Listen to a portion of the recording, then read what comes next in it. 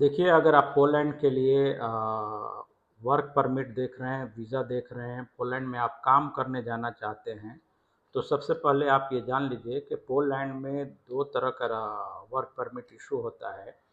एक तो वो लोग हैं जो सिर्फ़ वर्क परमिट इश्यू करते हैं। उन्होंने एक कंपनी बना रखी है और वर्क परमिट इश्यू करते हैं और वो सिर्फ़ वर्क परमिट बेचते हैं।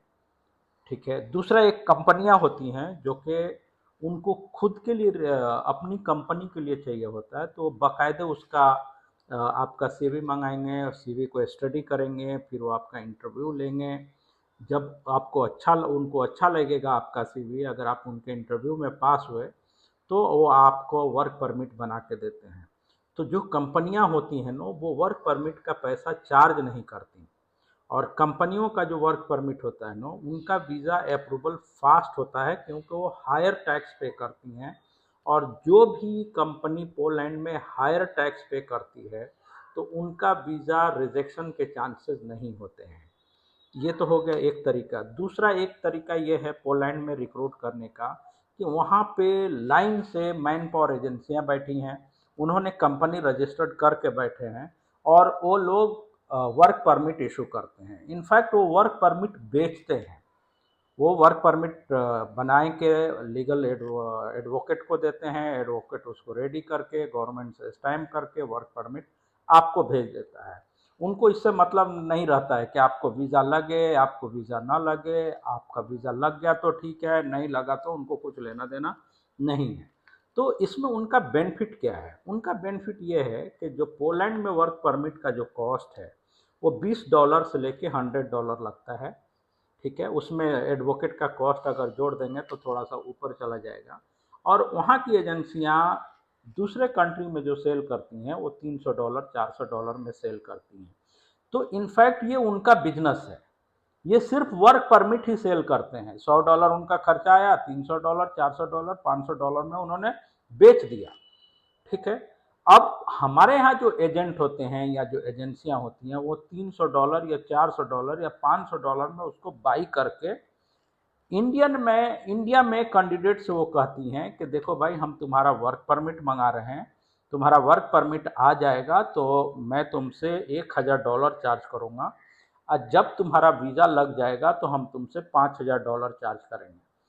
तो जब उन्होंने आपका वर्क परमिट मंगाया, उन्होंने आपसे $1000 एडवांस ले लिया, तो उस $1000 में भी उनका $500 की बेनिफिट है, $600 की बेनिफिट है, क्योंकि उन्होंने वर्क परमिट बाई ही किया है $300 में, $400 में। ठीक है। तो ये आज एक तरह का स्कैम चल रहा है मार्केट में। तो आप किसी से भी डील करें तो उनको ये बोलें कि देखिए, मैं पेमेंट आपको वीज़ा लगने के बाद दूंगा। तो जो एक्चुअली कंपनी रिक्रूट कर रही होगी ना, वो एजेंसी आपको मान जाएगी। वो एजेंसी बहुत ज़्यादा से ज़्यादा कहेगी कि ठीक है, मैं आपका पासपोर्ट रखूंगा। वो आपसे पैसा नहीं मांगेगा। लेकिन जो वर्क परमिट बेचते हैं ना, वो वर्क परमिट वाला किसी भी कीमत पे नहीं मानेगा। वो बोलेगा नहीं, मुझे एडवांस चाहिए ही चाहिए। वो बोलेगा कि देखिए, मेरा वर्क परमिट वीजे का चार्ज जो है $5000 है, लेकिन मैं आपसे स्टार्टिंग ओनली $1000 मांग रहा हूँ। वो क्यों उस बात पे रिजिड रहता है, मांगता है कि मुझे $1000 दे दीजिए, क्योंकि उसको मालूम है उसने $500 में वर्क परमिट वहां से खरीदा है। $500 उसको दे देगा और $500 उसके जेब में आ गई। वीजा लग गया तो ठीक है, नहीं लगा तो उसका प्रॉफिट $500 ऑलरेडी हो गया है, जो कि इंडियन मार्केट में देखेंगे तो $500 का मतलब ₹45,000 उसने अपना प्रॉफिट ले लिए हैं। उसके बाद अगर आपको अपॉइंटमेंट मिल जाता है, पहली बात तो जल्दी अपॉइंटमेंट मिलता नहीं है, एक एक साल लग जाते हैं, इवन वर्क परमिट एक्सपायर हो जाते हैं। अगर आपको अपॉइंटमेंट मिल गया, ठीक है, तो इसकी कोई गारंटी नहीं कि वीज़ा मिलेगा। अगर वीज़ा मिल गया तो एजेंट आपको कहता है देखो, मेरे वर्क परमिट पे आपको वीज़ा मिल गया, अब हमारी बात $5000 की हुई थी, 1000 आपने दिया है, 4000 और लेकर आओ।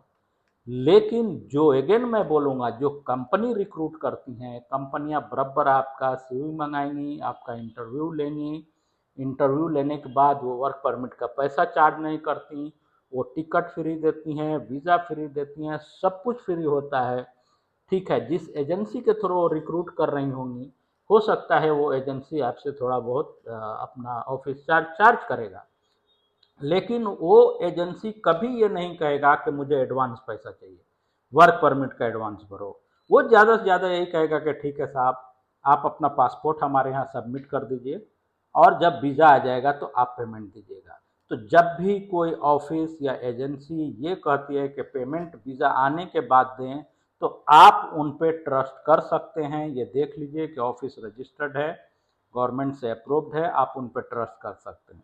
लेकिन जो लोग नहीं मानते हैं, जो लोग कहते हैं नहीं मेरा फीस $5000 है, आपको एडवांस में $1000 देना पड़ेगा और बाद में $4000 आप पे करेंगे, तो जनरली कैंडिडेट क्या सोचते हैं, अरे यार इसका फीस तो $5000 है, ये तो सिर्फ हमसे 1000 ही एडवांस मांग रहा है, इसका $4000 ये बाद में मांग रहा है, इसका मतलब है कि ये जेन्युइन काम है। नहीं, ये जेन्युइन काम नहीं है। इस तरह का बहुत सारा स्कैम चल रहा है, बहुत सारे डुप्लीकेट वर्क पर, बहुत सारे लोग तो पूरा का पूरा डुप्लीकेट वर्क परमिट बना के भेजते हैं, और बहुत सारे लोग हैं जेन्युइन वर्क परमिट बाई करते हैं और मार्केट में सेल करते हैं।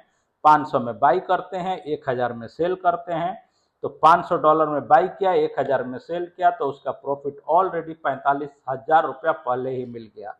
वीजा लग गया तो ठीक है, नहीं लगा तो उसने अपनी मार्जिन ले ली है। मैं आपसे फिर रिक्वेस्ट करूंगा, जो भी लोग वर्क परमिट का एडवांस में पैसा मांगते हैं, आप बिल्कुल वर्क परमिट ना लें, ठीक है, और उनसे होशियार रहें। दूसरी बात होता क्या है कि ये लोग 1000 वर्क परमिट इनके यहाँ आता है, जिनमें से 1% 2% लोगों का वीज़ा लग जाता है।